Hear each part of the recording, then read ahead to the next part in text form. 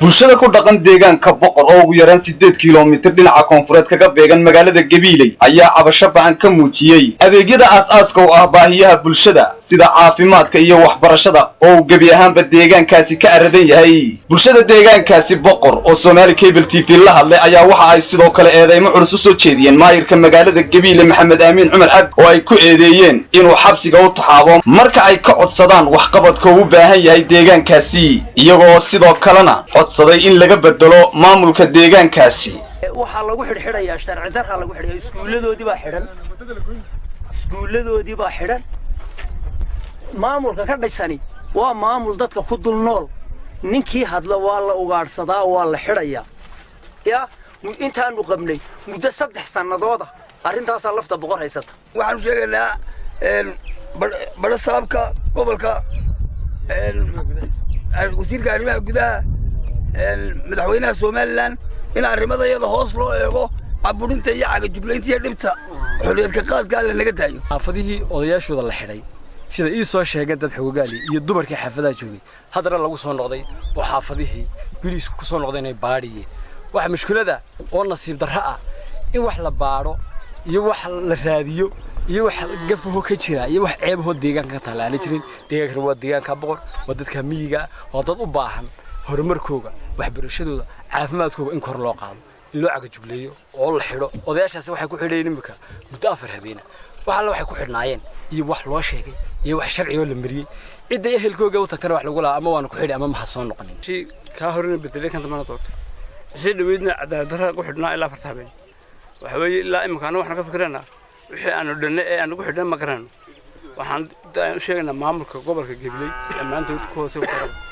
in dadka ay xorriyad yihiin ee laga dayacay burinta dadkan waa dadkaagii adaa gudoomiye cid kale ku dacwoodaan maanta magaalada ma jirto dadka uu kaado u kaalay boqor kaalay umada wax weydii halka wixii kaaga soo go'aan qaado wax ku qaado laakiin aan idin caburiyo xidho gaariga ballacad gorba ay dujaago naftan hayso ma yeelano ku midowdeena waxa masaakiinta qonaan baarasay noqdaan dadka ku nool waxaanu halkan ka cadeynaynaa inaanu maamulkayga hore go'aan ku bedelay annagoo midaysan boqor ku dambana aanu dooranay kii dambiya annagaba nala xidhay naleeyay qasab ku saxeexa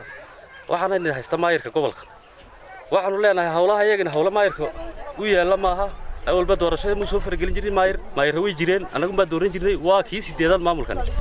ee boqor iska bedeshay sid madax banaan bay wada beeleedkaaga u bedelan jirtay hebel waadna gabtay hebelowna noo qaban baa la oran jiray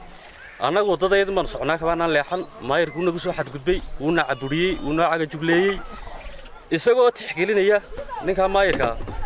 inay aabihii saaxiib yihiin odaygan bedelay oo yihiin xadra wadaag ku bahoobay maqaamka shakhsi mid baanu dooranay oo ninkana cadaalad ninkan ugu dhawe kan hayna xukumoon iska bedelno isaguna hadii wax weeciyay ninkii waa la nagu haystaa caburi baa la nagu hayaa maayirka nagu haya taliyaha bileeska nagu haya goorolba caruurteeda waa la qaadaa beesha waa la qaadaa odayada waa la guraa odayadii wax garadkii waa la qaadaa oo la caburiyaa ma baan la qoon xafiis dawladeed iyo xafiis lagteed mid ma baan la qoon marka aad bas aad raadid waxaan doonaynaa in waayaha iyaga iyo hawlaha iyaga laga warhayo wixii madaxeeda ka sarreeyay inta aan sheegay inay naga warhayaan oo laga qabto ninkaasi danaha iyaga beeraha waa beeraley xaga afiya injineerad baan ku shaqeynaaye waxba dawladdu ma qabano ma shaqeyno anaga mucaawilo ka doona مثلا تيان كدون إلى لو كيري ويا وحنا كو خسارنا إلى لو خساري مركا إمكا إسكتا واحد قال أو قرب بدي تضبط قويس كل خلايا جيالكي أو سنة يا أفرتن قويسة ما هينو يا سنة يا أفرتن قويس بالله كياني مثل كما هينو وحلا يبيي وحلا عني وحلا لوعيي لما أساسا ولا نقدين وحيك الله والله بدي صوص على أما سكوريين وحنا كو هينو ما تكافئنا ما جرتو si kastaba ha ahaatee cabashada ka soo yeeraysa bulshada ku dhaqan deegaankaasi ayaa muddooyinkii ugu dambeysay soo noqnoqotay kuwaasi oo ka cabanaya baahiyaha aas-aaska u ah arrimaha bulshada oo gabi ahaanba ka maran yahay deegaankaasi Sikriya Nuux Ibrahim Somali Cable gobolka Gabiley